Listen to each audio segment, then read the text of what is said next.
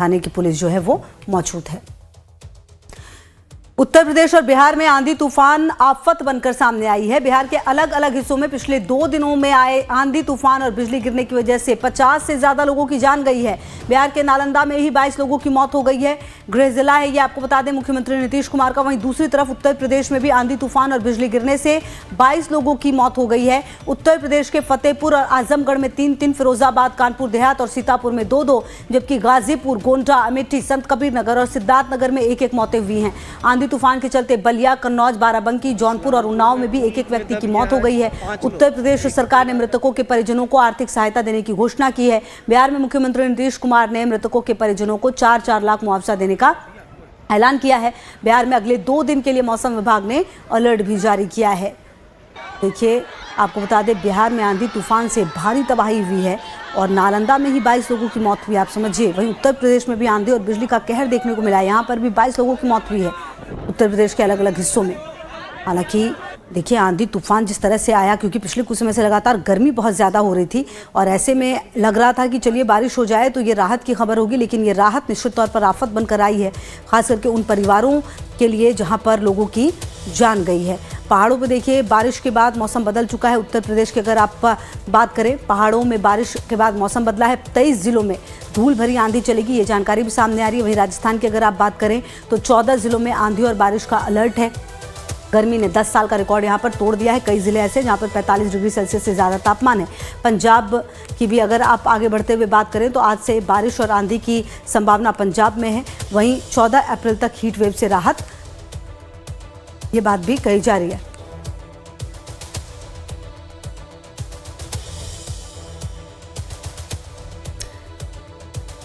बिल्कुल, तो देखिए, जो स्थिति है वो आप समझ रहे हैं कि किस तरह की है। और आपको बता दें कि 2 सहयोगी हमारे साथ, पटना से अमित की मौजूदगी और लखनऊ से राजीव ओझा की मौजूदगी है हमारे साथ। राजीव, देखिए, गर्मी काफ़ी ज़्यादा हो रही थी, ऐसे में सबको ये उम्मीद थी कि बारिश के बाद जो मौसम है वो काफ़ी अच्छा हो जाएगा, लेकिन ये मौसम कहीं ना कहीं आफत बनता हुआ खास करके उन 22 परिवारों पर जिनके जो लोग हैं वो चले गए हैं। बारिश और आंधी ने 22 लोगों की जान ले ली है उत्तर प्रदेश के अलग अलग जिलों में लोगों की।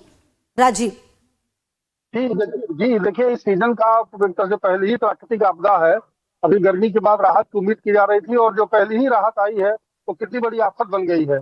राहत आयुक्त कार्यालय जो जानकारी मिली है उसमें उत्तर प्रदेश में जो कल प्राकृतिक आपदा हुई उसमें 22 जान गई है। इसमें 45 पशुओं की भी मौत हुई है और 15 मकान भी क्षतिग्रस्त हुए हैं आकाशीय बिजली गिरने से।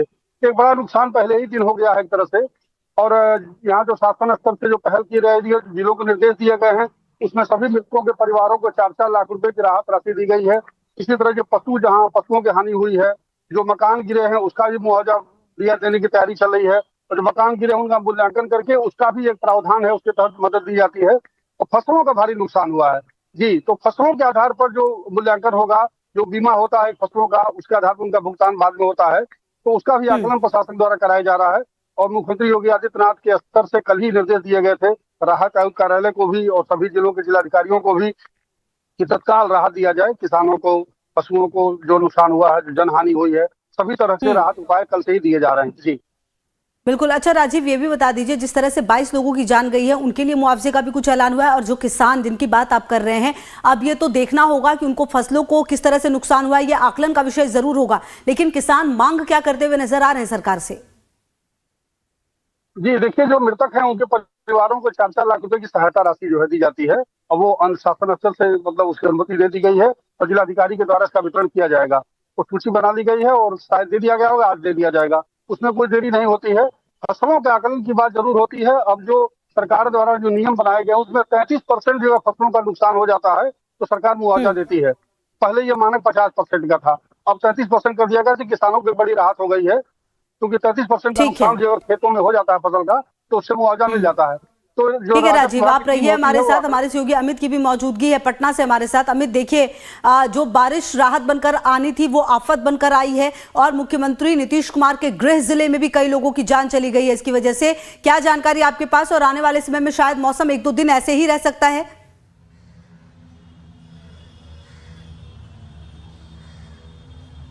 बिल्कुल खुशबू, और ये तबाही वाली आंधी थी। देखिए, बिल्कुल सही है कि जिस तरीके से लू की चपेट पे पूरा बिहार था तो उससे राहत ज़रूर मिली, लेकिन जिस तरीके से तबाही मचाई है आंधी तूफान ने और बारिश ने, मूसलाधार बारिश कल शाम में भी ज़बरदस्त बारिश हुई और इसकी वजह से कल एक दिन के अंदर में तकरीबन 30 लोगों की जानें गई हैं।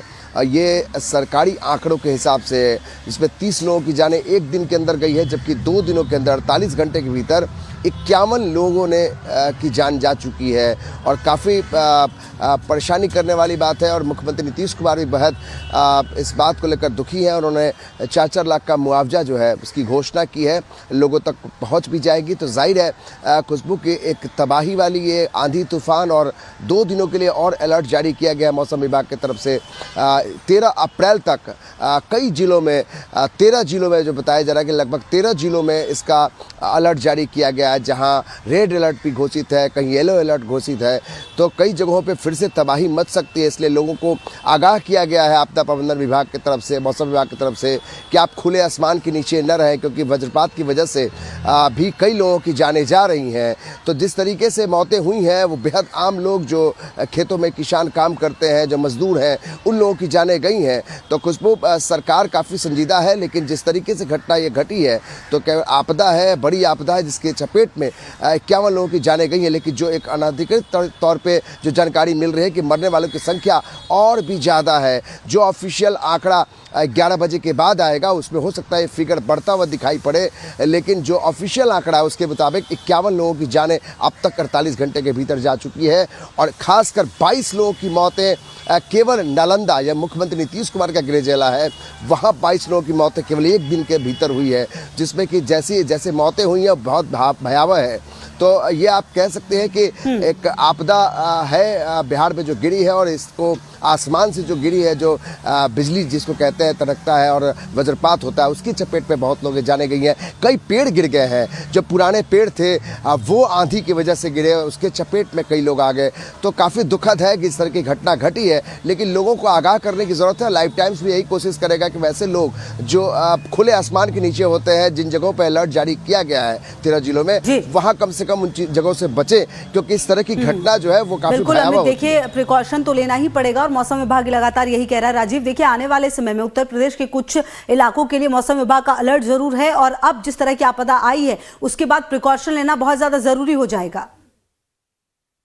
जी देखिए खुशबू, एक और महत्वपूर्ण बात यह है कि जो गेहूं का भंडारण है उसमें काफी नुकसान होता है। तो शासन स्तर से इसके निर्देश भी दिए गए हैं कि जिलाधिकारी गेहूं के भंडारण की सही व्यवस्था करें, क्योंकि खुले में गेहूं होगा तो बारिश से बर्बाद हो जाता है वो।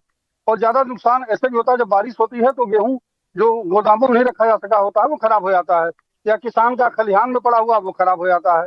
तो ये भी एक बड़ी बात है कि खाद्यान्न बचाने के लिए भी एक बड़ी पहल हो रही है और निर्देश दिए गए हैं किसानों को और जिला प्रशासन को भी कि खुले में भंडारण न हो और जल्दी जल्दी उसे गोदामों में रखा जाए। और आज भी चूंकि मौसम का अलर्ट है कई जिलों में, तो उसके लिए भी अलर्ट किया गया है कि आप पूरी सावधानी बरतें और कोई नुकसान न हो।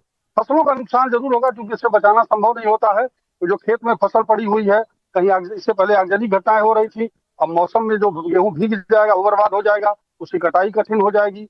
तो ये सारी दिक्कतें आने वाली हैं मौसम के साथ। जी ठीक है राजीव और अमित, आप दोनों का बहुत शुक्रिया इन तमाम जानकारियों के लिए। तो देखिए, कहीं ना कहीं जो मौसम में बदलाव हुआ उससे कहीं कहीं पर राहत जरूर लोगों को मिली, लेकिन कुछ ऐसे इलाके जरूर रहे जहां लोगों की जान चली गई और ये जो राहत है वो आफत बनकर आई है। तमाम खबरों पर नजर है, तमाम तस्वीरों पर नजर है। आप रहिए हमारे साथ, देखते रहिए लाइव टाइम्स।